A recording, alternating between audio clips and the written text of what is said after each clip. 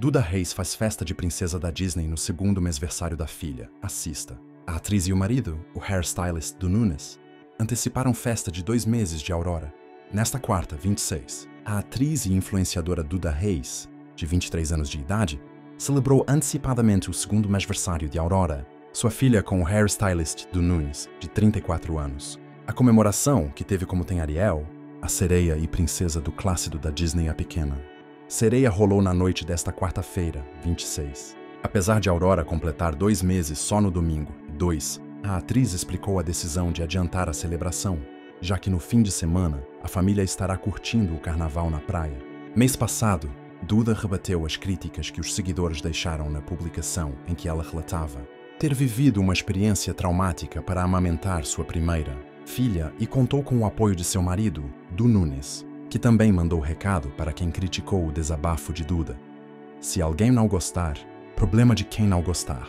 Adoro que ela não tem medo de julgamentos, comentou uma seguidora. Não tenho mesmo. Viver com medo é a pior coisa da vida, rebateu ela. Me julguem, mas tem um monte de mãe Nutella aqui. Dói mesmo, sangra, fere. A gente chora, mas passa sim. E depois, e maravilhoso amamentar, avaliou uma outra que foi contrária ao relato de Duda. Se estamos falando de algo como amamentação, ou mesmo de experiências viscerais e emocionais que envolvem vulnerabilidade, um homem pode entrar nessa conversa de um lugar diferente, mas não menos profundo. Imagine um pai observando esse processo. Ele não sente na pele o sangrar, o doer, o chorar que uma mãe descreve, mas pode carregar outro tipo de peso. Talvez seja o peso de querer aliviar, de se sentir impotente diante de algo que não pode viver diretamente, ou até de confrontar seus próprios julgamentos internos sobre o que significa ser forte ou aguentar. Um homem poderia dizer algo como: eu vejo ela passar por isso e me parte o coração, mas também me enche de admiração. Não é o meu corpo, mas é a minha vida também. E tem dias que eu me pergunto se eu aguentaria metade do que ela aguenta. Aqui, o tema se aprofunda numa mistura de empatia, respeito e até uma certa autocrítica. Ele não julga a mãe Nutella ou a mãe raiz, mas reflete sobre o que esse sofrimento e superação dizem sobre ele mesmo como ser humano. O medo de julgamentos, que uma das mulheres mencionou, pode ressoar num homem de outro jeito. Talvez ele tema ser visto como menos por não compartilhar aquele tipo de dor física, ou talvez ele enfrente o próprio medo de expor fraquezas emocionais, numa sociedade que ainda espera dele um papel de rocha inabalável. Viver com medo, como ela disse, é a pior coisa da vida, e isso vale para ele também. Medo de não entender, de não apoiar direito, de não ser o suficiente, emocional e humano. Mantendo o olhar de um homem sobre algo tão primal e revelador quanto o que foi trazido, a dor, a superação, o julgamento e o que vem depois. Pense nesse homem, um pai, um parceiro, alguém que está ao lado de uma mulher que atravessa esse tipo de experiência. Digamos, a amamentação, mas poderia ser qualquer outro momento de entrega visceral. Ele não tem o peito que sangra, mas tem os olhos que testemunham, o coração que aperta e, às vezes, as mãos que tremem por não saber como consertar o que não é dele para consertar. O tema profundo aqui não é só a empatia, mas a impotência que ele carrega como um espelho da força dela. Ele vê a mulher chorar, sangrar, insistir e depois sorrir com aquele alívio exausto que vem quando o bebê finalmente se acalma. E isso o confronta com uma pergunta silenciosa: o que é fortaleza, afinal? Talvez ele pense: eu já enfrentei noites sem dormir, já segurei firme quando tudo parecia desabar, mas isso é outro tipo de guerra. Eu não sei se aguentaria. E ainda assim, eu vejo ela levantar todo dia, mesmo quando dói, mesmo quando fere. Como é que alguém julga isso? Aqui, o julgamento que ele teme não é só o dos outros, mas o dele próprio. Será que ele está à altura do que ela vive? Será que ele entende o bastante para não banalizar? Para não dizer um vai passar vazio? E tem o depois, o maravilhoso que ela mencionou. Ele vê isso também. O momento em que a tormenta vira calmaria, em que o choro vira silêncio, e o vínculo entre mãe e filho se solidifica diante dele. Mas o que é o maravilhoso para ele? Talvez seja o privilégio de estar ali, de ser parte daquele ciclo sem ser o centro. Ou talvez seja o orgulho misturado com um certo luto, orgulho dela, luto por não poder dividir o fardo de um jeito mais físico. Ele não amamenta, mas carrega os pratos para ela comer, segura o bebê para ela descansar, ou simplesmente fica quieto, porque às vezes o silêncio é o que ele tem de melhor para oferecer. O medo de julgamentos, que ela jogou no ar, ele também sente, mas de um jeito torto. não é o medo de ser Nutella ou raiz, mas de ser visto como alheio, como um coadjuvante que não entende a profundidade da cena. Só que, no fundo, ele entende sim. Entende que viver com medo de errar, de não sentir o suficiente, de não ser o apoio que ela merece, seria a pior coisa da vida para ele também. E aí, nesse ponto, os dois se encontram. Ela, sangrando e lutando. Ele, assistindo e aprendendo que amar às vezes é só estar lá, sem consertar nada. O homem, esse pai, esse parceiro, está agora sozinho com seus pensamentos, longe dos olhos dela, do choro do bebê, do barulho do mundo. O tema profundo não é mais só o que ele vê nela, mas o que ele enfrenta em si mesmo, no silêncio que o cerca. Ele senta ali, talvez com uma xícara de café que esfriou há horas, e o peso não é mais só o dela, mas o dele. Ele pensa na dor que ela descreveu, o sangrar, o ferir, o choro, e percebe que, enquanto ela luta com o corpo, ele luta com a alma.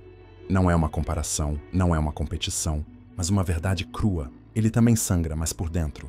Sangra de uma culpa que não explica, de uma pergunta que não cala. Eu faço o bastante? Ele não tem o peito rachado, mas tem o peito apertado, porque cada gemido dela, cada noite em que ela se levanta enquanto ele fica na cama, é um lembrete de que há um limite no que ele pode carregar por ela. E aí vem o julgamento, não o dos outros, mas o dele próprio, que é mais cruel.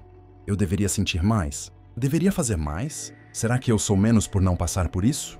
Ele vê a força dela, essa coisa quase mítica que transforma sofrimento em amor, e se pergunta onde está a dele. Não é que ele duvide do que sente, ele a ama.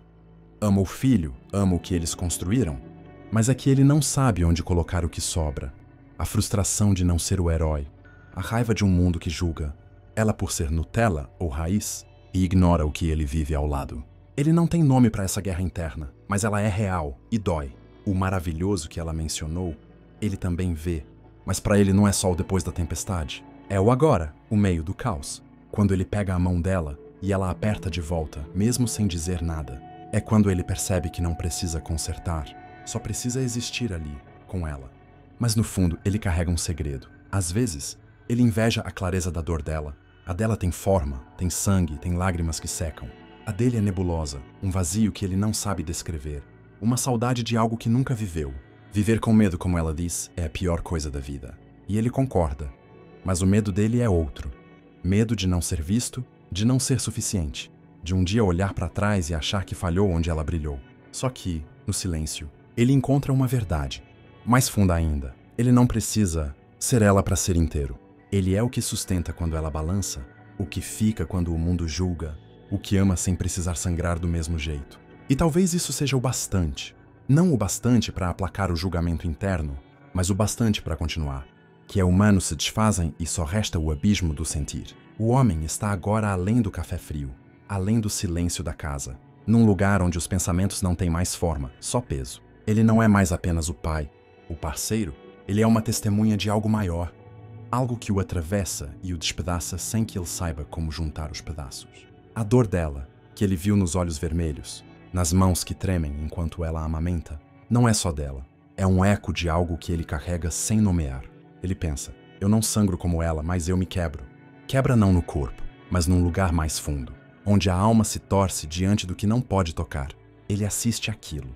O leite que pinga misturado com sangue, o choro dela que se confunde com o do bebê. E sente um vazio que não explica. Não é inveja da dor dela, não mais. É uma saudade de entender o que ela entende, de conhecer a entrega que ela vive, de ter um pedaço daquela verdade que parece tão clara para ela e tão distante dele. O julgamento, que antes era um eco externo ou uma faca interna, agora é outra coisa, é um espelho. Ele se julga não por falhar, mas por existir num papel que não sangra da mesma forma. Ela dá a vida com o corpo, ele pensa, e eu? Eu dou o quê? Ele dá as horas, as palavras que não diz, o ombro que segura sem tremer. Mas isso não tem som, não tem marca, não tem o peso tangível que ele vê nela. E aí ele se perde. Será que o que ele oferece é menor porque não se vê? Será que o amor dele, que não fere o corpo, é menos real? O maravilhoso que ela falou. Aquele depois do passa? Sim, para ele é um mistério. Ele vê o sorriso dela quando o bebê dorme. Sente o calor daquele momento. Mas o maravilhoso dele não é o fim da dor. É o meio dela. É quando ele olha para ela e percebe que ela é mais do que ele jamais será. E isso não o diminui, mas o rasga.